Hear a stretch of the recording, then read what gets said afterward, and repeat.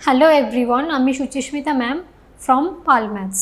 আজকে আমরা যে চ্যাপ্টারটা শিখব সেটা হচ্ছে unitary method and it's application. এটা হচ্ছে ক্লাস 7-এর জন্য অ্যান্ড সব অল বোর্ডসের জন্য, West Bengal board, ICSE board and CBSE board. চলো শুরু করা যাক। আমরা আমাদের ডেলি লাইফে এমন কিছু সিচুয়েশনস দেখেছি, সাপোজ তোমরা মার্কেটে গেছো, সেখানে ধরো cost of 8 kg of mangoes is suppose ₹800। তাহলে 12 কেজি ম্যাঙ্গোস কিনতে চাইলে সেটার কস্ট কী হবে সেটা তোমরা কীভাবে ফাইন্ড করতে পারবে। বা সাপোজ 5 কেজি কিছু তুমি রেশন নিয়েছো, সেটার কস্ট বলে দিল 1200 টাকা। তাহলে বলছে তুমি 1000 টাকার মধ্যে কত কেজি জিনিস কিনতে পারবে। এই যে কিছু গিভেন কোয়ান্টিটিস দিয়ে রয়েছে, তার উপর বেস করে তোমাদের কিছু ফাইন্ড করতে হবে। তাহলে সেটাই হচ্ছে ইউনিটারি মেথড। চলো আমরা ডেফিনেশনটা দেখি। এবারে ইউনিটারি মেথডটা কি? ইউনিটারি মেথডটা হচ্ছে একটা গিভেন কোয়ান্টিটিস থেকে আমরা ফার্স্টে 1-এর জন্য সেটার ভ্যালুটা ফাইন্ড করব, তারপরে যেটা আমাদের রিকোয়ার্ড কোয়ান্টিটি সেইটা আবার 1 থেকে ওইটা ফাইন্ড করব। ইউনিটারির মধ্যে একটা ওয়ার্ড আছে দেখো, ইউনিট, ওটা মানে হচ্ছে 1। The method of finding first the value of one quantity from the value of given quantities and then the value of required quantity is called the unitary method. তার মানে দেখো ফার্স্টে আমরা ফাইন্ড করব value of one quantity from the value of given quantities.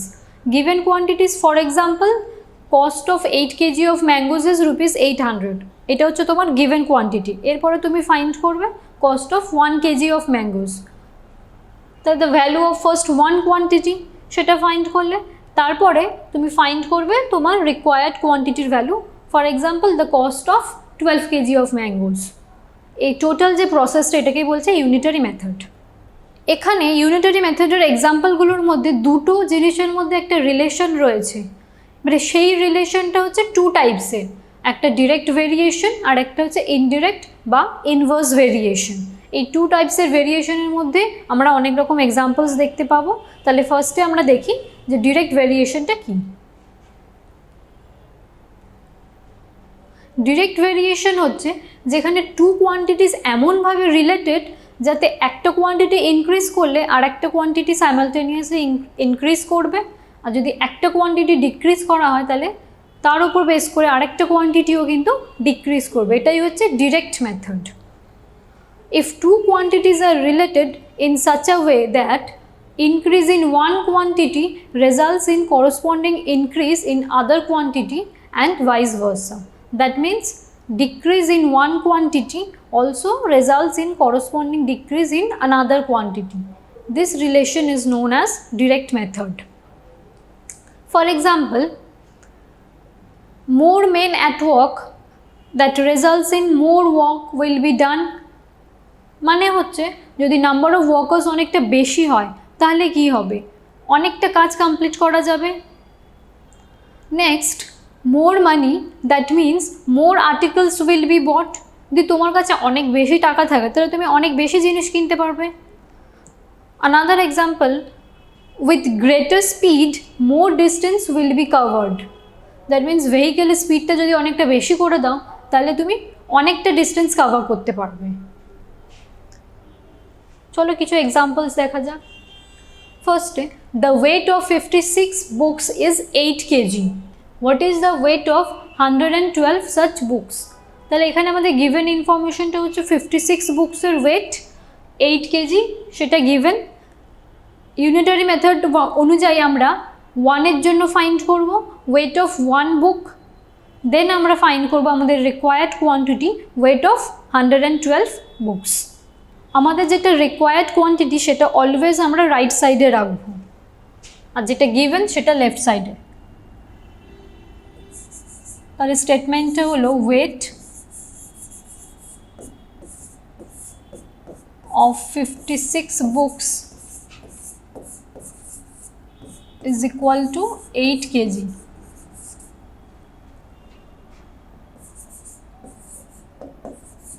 এরপর আমরা 1 এর জন্য ফাইন্ড করব weight of 1 book is equal to 56 বুকসের ওয়েট যদি 8 কেজি হয় তাহলে একটা বইয়ের ওয়েট কত হবে? নিশ্চয়ই কম হবে, তাহলে আমরা ডিভাইড করব 8/56 কেজি। এখানে আমি রিজনটা লিখলাম, less books, that implies less weight.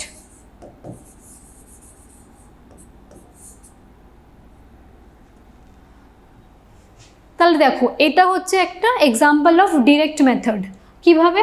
যখন বইয়ের কোয়ান্টিটিস বেশি ছিল তাহলে ওয়েটটাও বেশি ছিল, এখন যখন একটা বই তার মানে নাম্বার অফ বুকস কমে গেল তাহলে ওয়েটটাও কিন্তু কম হবে।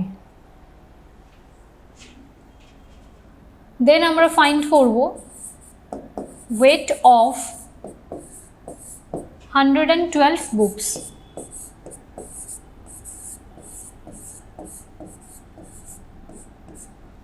আমরা প্রথমে একটা বুকসের ওয়েট পেয়েছি 8/56। আমরা ক্যালকুলেশনের সুবিধার জন্য এটা এখনই সিম্পলিফাই করব না, সেটা আমরা পরে করছি। এখন আমরা ফাইন্ড করব 112 বুকসের ওয়েট। 112 মানে এখানে নাম্বার অফ বুকসটা অনেকটা বেশি হয়ে যাচ্ছে, তাহলে আমাদের কমন সেন্স দিয়ে আমরা এটা বলতে পারি যে ওয়েটটাও অনেকটা বেশি হবে। তাহলে এটাও একটা এক্সাম্পল অফ ডিরেক্ট মেথড, যেখানে নাম্বার অফ বুকস যখন ইনক্রিজ করছে ওয়েটটাও ইনক্রিজ করবে, তখন তাহলে আমরা এখানে মাল্টিপ্লাই করব 8/56 ইন্টু 112 কেজি। এবার আমরা এটা সিম্পলিফাই করব। 56 and 112 both will be divided by 7. 7 8s are 56, 16, 8 1s are 8, তাহলে আমরা পেলাম 16 কেজি। তাহলে আমরা পেলাম weight of 112 books is equal two 16 KG. এখানে রিজনটা কি সেটা আমি লিখে দিচ্ছি, more books, that means more weight.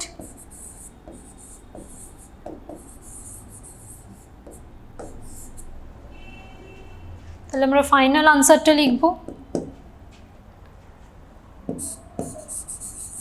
the weight of 112 books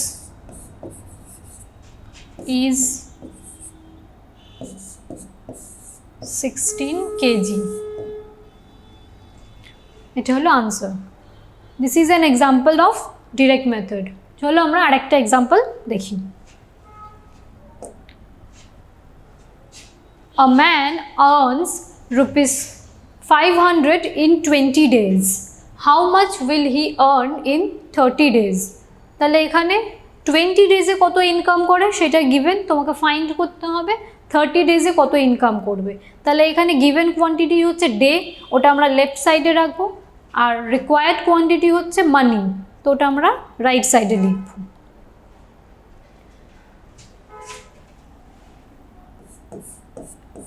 In 20 days,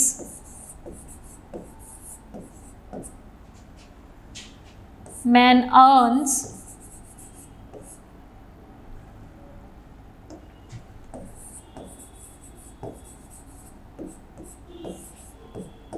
how much? ₹500. Unitary method অনুযায়ী আমরা এখন ফাইন্ড করব একদিনে ম্যানের আর্নিং কত। ইন ওয়ান ডে যদি 20 ডেজে আর্নিং 500 হয় তাহলে একদিনে আর্নিংটা কী হবে? অনেকটা কম হবে। কারণ নাম্বার অফ ডেজটা লেস হয়ে যাচ্ছে, তাহলে আর্নিংটাও লেস হবে। তাহলে আমরা এখানে ডিভাইড করব,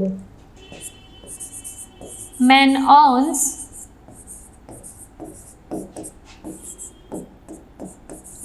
₹500 divided by 25. Sorry, it is 20 days, so 20. রিজনটা হচ্ছে less days, that means less income.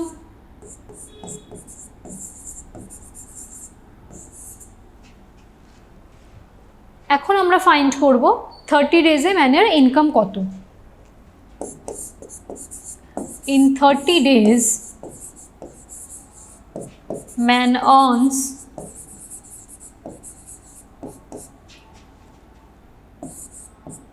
তাহলে নাম্বার অফ ডেজ যখন ইনক্রিজ করছে তাহলে আর্নিংটাও ইনক্রিজ করবে, তাহলে আমরা এখানে মাল্টিপ্লাই করব। ₹500 ডিভাইডেড বাই 20 ইন্টু 30। রিজনটা কি? মোর days results in more earning, more days more income. এবার এইটা আমরা সিম্পলিফাই করি।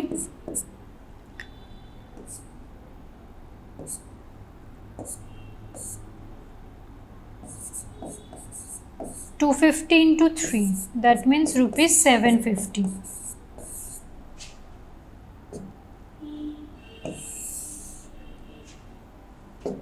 তাহলে আমরা পেলাম the man earns ₹750 in 30 days। তাহলে এখানে দেখো 20 ডেজে ম্যানের আর্নিং ছিল ₹500, 30 ডেজে আমরা অবশ্যই বেশি আর্নিং হবে, ₹750 গ্রেটার দ্যান ₹500। তাহলে ফাইনাল আনসারটা হচ্ছে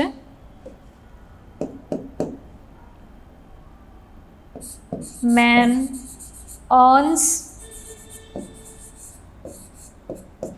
₹750 in 30 days। তাহলে এইটা আরেকটা হলো এক্সাম্পল অফ ডিরেক্ট মেথড, যেখানে দুটো কোয়ান্টিটি, একটা কোয়ান্টিটি যদি লেস হয় তাহলে আরেকটা কোয়ান্টিটিও লেস হচ্ছে, একটা কোয়ান্টিটি যদি ইনক্রিজ করে সিমিলারলি আদার কোয়ান্টিটিও কিন্তু ইনক্রিজ করছে। এবারে আমরা শিখব যে অ্যারো মেথডে কীভাবে আমরা ডিরেক্ট মেথডের অঙ্কগুলো সলভ করব। অ্যারো মেথডে আমাদের হচ্ছে যেটা রিকোয়ার্ড কোয়ান্টিটি যেটা তোমাকে ফাইন্ড করতে হবে সেটা তুমি একটা ভেরিয়েবল ধরে নেবে, ফর এক্সাম্পল এক্স। দেন আমরা দুটো কলাম লিখব, দুটো কোয়ান্টিটিস গিভেন, যেটা ফাইন্ড করতে হবে সেই কলামটা আমরা রাইট সাইডে লিখব, আর যে কোয়ান্টিটিসটা গিভেন সেটা আমরা লেফট সাইডে লিখব। তারপরে আমরা দুটো অ্যারো দেব সেম ডিরেকশনে। চলো দেখা যাক। A car travels 60 km in 5 liters of petrol. How much petrol will be needed to cover a distance of 320 km? তাহলে এখানে বলছে 60 কিলোমিটার কভার করতে কতটা পেট্রোল লাগছে? 5 লিটার। তাহলে 320 কিলোমিটার কভার করতে কতটা পেট্রোল লাগবে? তাহলে এখানে ডিস্টেন্সটা কিন্তু অনেক বেশি, তার মানে কি বেশি পেট্রোল লাগবে। কমন সেন্স দিয়ে আমরা এটা বুঝতে পারছি। এখানে হচ্ছে রিকোয়ার্ড কোয়ান্টিটি, সেটা হচ্ছে কতটা পেট্রোল আমাদের দরকার। তাহলে আমরা অ্যাজিউম করে নেব যে let quantity of petrol be x. let x liter petrol will be needed।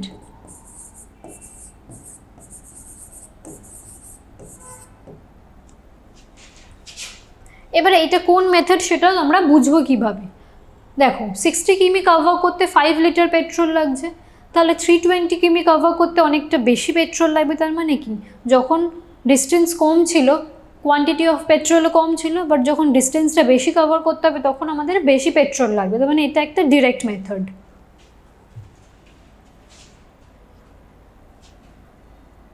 এখানে হচ্ছে গিভেন কোয়ান্টিটি ডিস্টেন্স, সেটার ইউনিটটা কিলোমিটার, ব্র্যাকেটে লিখব।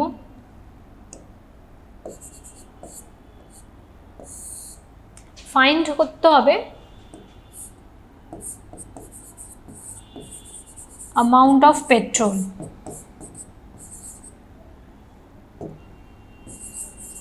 সেটা আমরা রাইট সাইডে লিখব। ইউনিটটা হচ্ছে লিটার। 60 কিমি 5 লিটার লাগছে, তাহলে ডিস্টেন্সের এখানে আমরা 60 লিখব, অ্যামাউন্ট অফ পেট্রোলে লিখবো 5। তাহলে 320 কিমি কভার করতে হবে।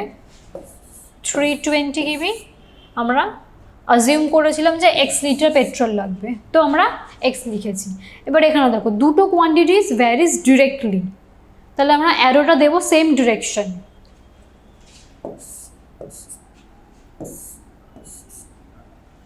সেম ডিরেকশনে কিন্তু অ্যারোটা দিতে হবে, সেটা তোমাদের মনে রাখতে হবে। Since two quantities varies directly,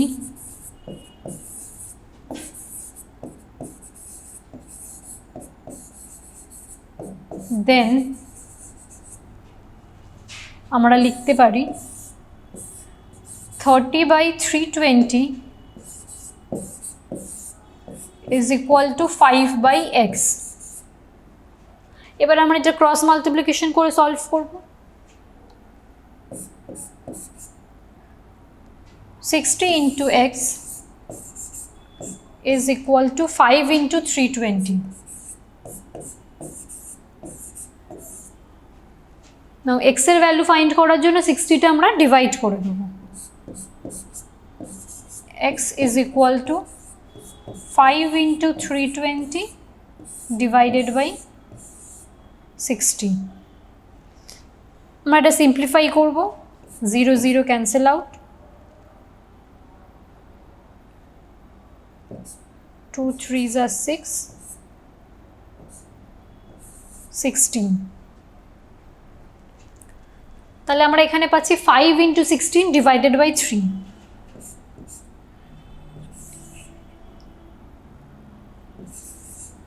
$80 divided by 3। যেহেতু এটা একটা ইমপ্রপার ফ্র্যাকশনে রয়েছে, আমরা এটাকে মিক্সড ফ্র্যাকশনে কনভার্ট করে নেব। তাহলে আমরা পেলাম 26 হোল 2/3 লিটার। তাহলে to cover a distance of 320 kilometre how much petrol will be needed? 26 whole 2/3 litre.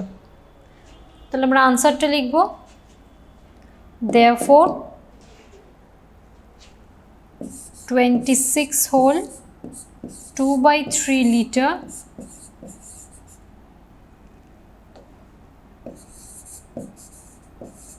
petrol will be needed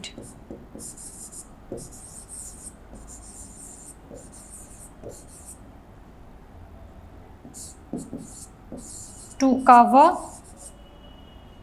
a distance of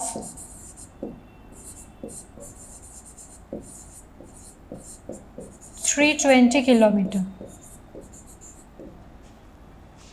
তাহলে আমরা এখানে সলভ করলাম direct method by arrow method, এইভাবেও তোমরা সলভ করতে পারো। এরপরে আমরা শিখব inverse method or indirect method. Inverse মেথডটা হচ্ছে, এটাও দুটো কোয়ান্টিটিজের মধ্যে রিলেশন। যখন একটা কোয়ান্টিটি ইনক্রিজ করে তখন সেটা আরেকটা কোয়ান্টিটি ডিক্রিজ করছে, অ্যান্ড ভাইস ভার্সা। মানে যদি আরেকটা কোয়ান্টিটি ডিক্রিজ করে তাহলে তার সাথে সেটা ইমপ্লাই করবে অন্য আরেকটা কোয়ান্টিটি সেটা কিন্তু ডিক্রিজ করবে। ডেফিনেশনটা হলো, if two quantities are related in such a way that increase in one quantity results in corresponding decrease to the another quantity and vice versa. This method is called inverse method or indirect method. For example, with more men at work, lesser time is taken to finish the work. Suppose number of workers অনেক বেশি, তাহলে কি হবে? তারা অনেক কম টাইমের মধ্যে কাজটা কমপ্লিট করে নিতে পারবে। তাহলে তোমার নাম্বার অফ মেন যদি বেশি হয় তাহলে less time will be needed. তাহলে এখানে একটা কোয়ান্টিটি মেন অ্যান্ড টাইমের মধ্যে রিলেশন হচ্ছে।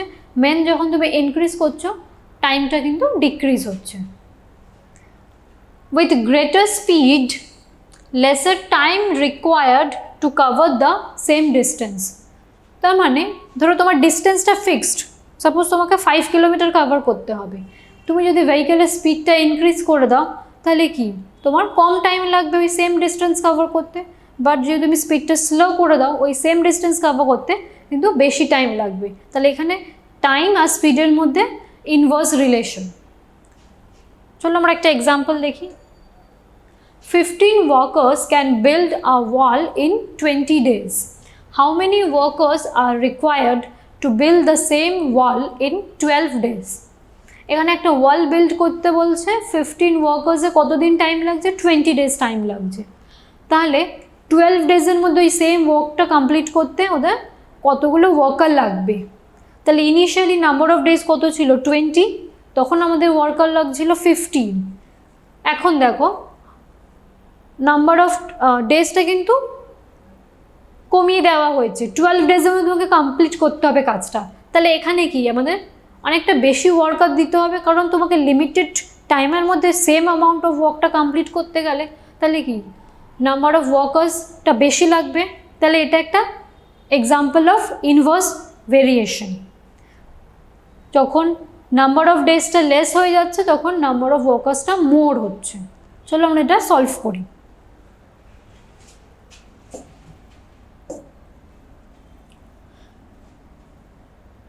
এখানে হচ্ছে নাম্বার অফ ডেজটা গিভেন, সেজন্য এটা আমরা লেফট সাইডে লিখবো। নাম্বার অফ ওয়ার্কার্সটা ফাইন্ড করতে হবে, তাই জন্য ওটা আমরা রাইট হ্যান্ড সাইডে রাখবো। তাহলে in 20 days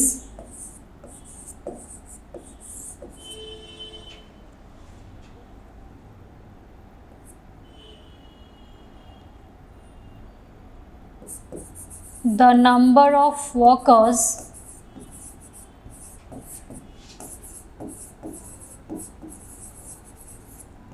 is equal to 15. তাহলে in one day কতগুলো ওয়ার্কার লাগবে? 20 ডেজে যদি 15 জন লাগে একটা কাজ কমপ্লিট করতে, একদিনের মধ্যে করতে হলে তাহলে কিন্তু অনেকটা বেশি কোয়ান্টিটি ওয়ার্কার লাগবে। তাহলে less time results in more workers.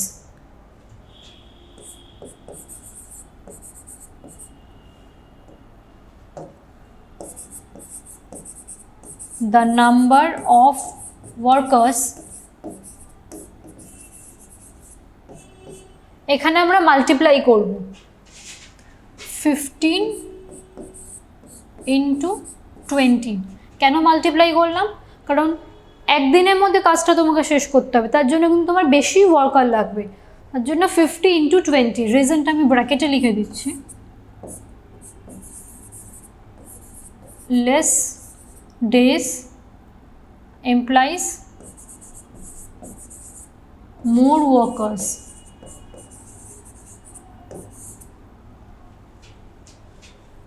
এখন আমরা ফাইন্ড করব যে 12 ডেজের মধ্যে কতগুলো ওয়ার্কার লাগবে। তাহলে একদিনে কতগুলো ওয়ার্কার আমরা দেখছি? 15 into 20, দ্যাট মিনস 300 ওয়ার্কার্স লাগছে। তাহলে 12 ডেজের মধ্যে কাজটা কমপ্লিট করতে গেলে তাহলে কি নাম্বার অফ ওয়ার্কার্সটা লেস লাগবে, কারণ এখন আমরা 1-এর সাথে কম্পেয়ার করছি। একদিনে যখন কাজটা কমপ্লিট করতে 300 জন ওয়ার্কার্স লাগছে, তাহলে 12 ডেজের মধ্যে করতে গেলে তাহলে কিছুটা কম লাগবে। তার জন্য আমরা এখানে ডিভাইড করব। In 12 days the number of workers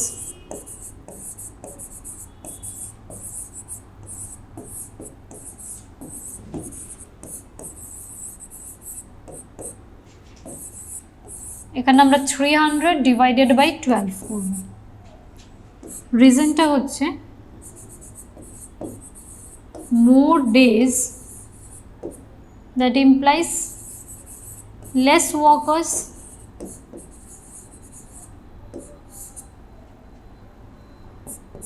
but এটা আমরা সিম্পলিফাই করব।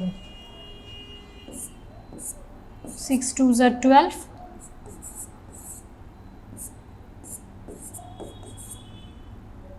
তাহলে আমরা পেলাম 25।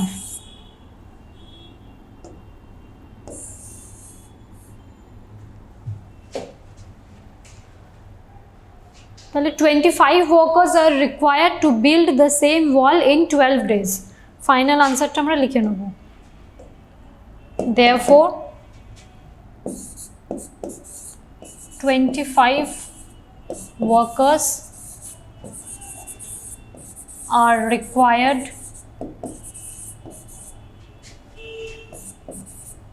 to build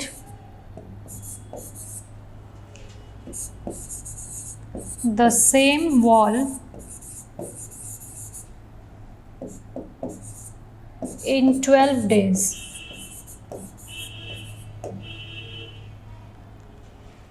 তাহলে এটা আমরা একটা এক্সাম্পল দেখলাম ইনভার্স মেথডে, যেখানে তোমরা আনসারটা ভেরিফাই করতে পারো। যেমন দেখো 15 ওয়ার্কার্স লাগছিল 20 ডেজের মধ্যে কাজটা করতে, তাহলে 12 ডেজের মধ্যে ওই সেম অ্যামাউন্ট অফ ওয়ার্কটা কমপ্লিট করতে গেলে আমাদের নাম্বার অফ ওয়ার্কার্সটা বেশি লাগবে। দেখো আনসারটা বেশি এসেছে 25। আমরা আর একটা এক্সাম্পল দেখি। In a camp there is enough food for 200 soldiers for 30 days. If 400 more soldiers join the camp, in how many days will the food last? তাহলে এখানে বলছে ইনিশিয়ালি নাম্বার অফ সোলজার্স 200, তাদের জন্য 30 ডেজের ফুড স্টোর করা রয়েছে। পরে 400 more soldiers join করলো, তখন বলছে ওই সেম অ্যামাউন্ট অফ ফুড তাহলে কতদিন লাস্ট করবে, কতদিন ওটা চলবে। তাহলে এখানে আমরা বুঝতে পারছি যখন নাম্বার অফ সোলজার্সটা কম ছিল তাহলে কি ফুডটা অনেক বেশি দিন ওরা চালাতে পারতো, কিন্তু যখন পরে নাম্বার অফ ওয়ার্কার্স বেশি লাগছে তাহলে তারা অনেক বেশি ফুড কনজিউম করবে, কারণ 400 মোর সোলজার্স মানে অনেকটা বেশি সোলজার্স জয়েন করে ফেলেছে, তাহলে অ্যামাউন্ট অফ ফুড কনজামশনটাও বেশি হবে। তার মানে ওই যে লিমিটেড ফুডটা ছিল সেটা কিন্তু অনেক কম দিন লাস্ট করবে। তাহলে এটা একটা এক্সাম্পল অফ ইনভার্স মেথড হচ্ছে, যখন লেস নাম্বার অফ সোলজার্স ছিল food last for more days, but when number of soldiers increased then food will last for less days, decrease হয়ে যাচ্ছে। তাহলে একটা কোয়ান্টিটি সোলজার্স আর নাম্বার অফ ডেজ একটা increase করলে আর একটা কিন্তু ডিক্রিজ করছে। তাহলে এখানে নাম্বার অফ ডেজ আমাদের ফাইন্ড করতে হবে, ওটা আমরা রাইট হ্যান্ড সাইডে রাখবো, আর নাম্বার অফ সোলজার্সটি গিভেন ওটা আমরা লেফট হ্যান্ড সাইডে লিখব। তাহলে for 200 soldiers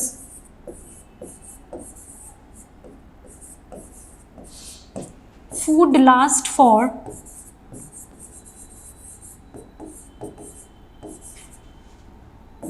30 days. Now according to unitary method আমরা দেখব for one soldier for how many days the food will last. For one soldier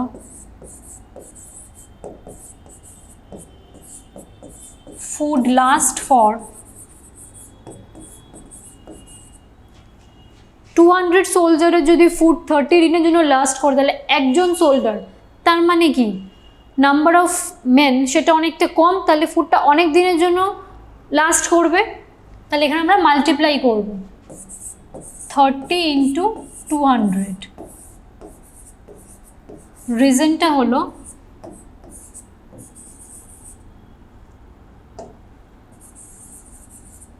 less men more days. Obviously একজনের জন্য ফুডটা অনেক বেশি দিনের জন্যই লাস্ট করবে।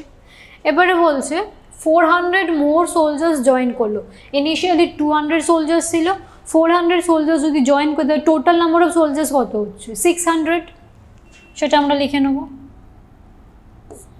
If 400 more soldiers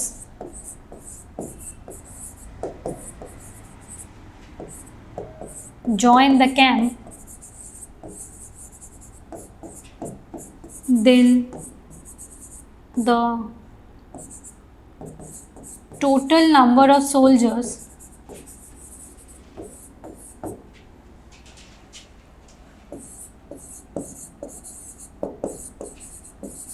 is equal to 200 plus 400,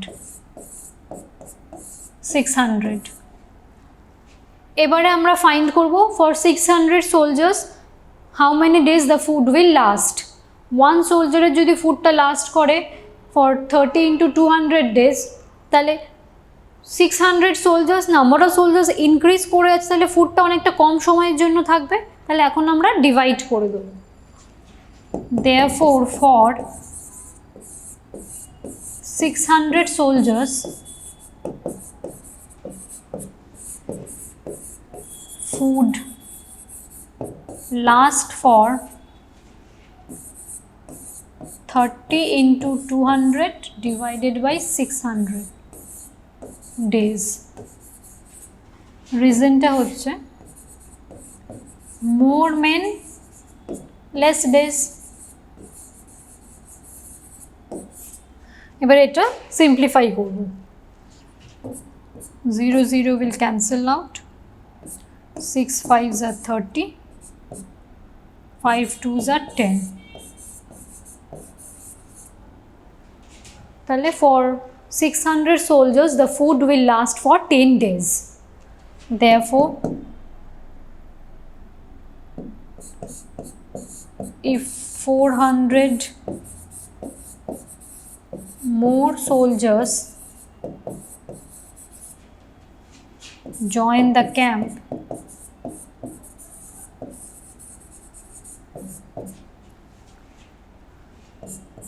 the food will last for 10 days.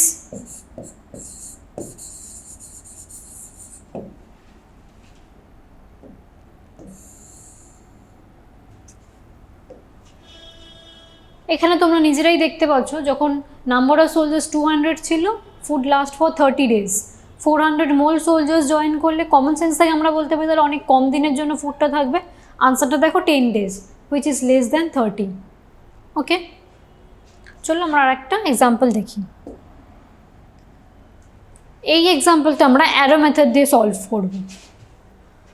If 12 men can complete the work in 48 hours, then how many men will be required to do the same work in 36 hours?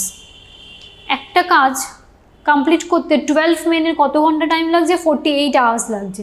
ওই same কাজটা কিন্তু এখন বলছে 36 আওয়ার্সের মধ্যে complete করতে, তাহলে কতদিন time লাগবে?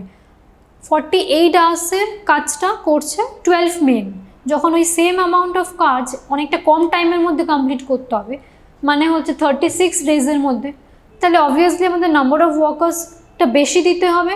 তাহলে কি এটা একটা এক্সাম্পল অফ ইনভার্স ভেরিয়েশন। এখানে the quantity men and the time hour varies inversely. কেন? যখন নাম্বার অফ মেনটা ইনক্রিজ করছে তখন আমাদের অনেকটা কম টাইম লাগছে, আওয়ার্সটা ডিক্রিজ করছে, কিন্তু যখন একটা লিমিটেড টাইম, লেস টাইমের মধ্যে কাজটা কমপ্লিট করতে হবে তখন আমাদের নাম্বার অফ ওয়ার্কার্সটা কিন্তু ইনক্রিজ করতে হবে। তাহলে এখানে আমাদের যেটা ভেরিয়েবল ফাইন্ড করতে হবে সেটা হচ্ছে how many men will be required. তাহলে এটা আমরা একটা ভেরিয়েবল এক্স কনসিডার করে নেব। অ্যারো মেথড মানে আমরা দুটো কলামে লিখব, এখানে দুটো কোয়ান্টিটিস হচ্ছে number of men and time. যেটা ফাইন্ড করতে হবে সেটা হলো মেন, ওটা আমরা রাইট হ্যান্ড সাইডে লিখব, আর গিভেন কোয়ান্টিটিস হচ্ছে টাইম, ওটা আমরা লেফট হ্যান্ড সাইডে লিখব। অ্যান্ড অ্যারো মেথডে কিন্তু ইনভার্স ভেরিয়েশনের জন্য দুটো অ্যারো অপোজিট ডিরেকশনে থাকবে, এটা হলো মনে রাখতে হবে।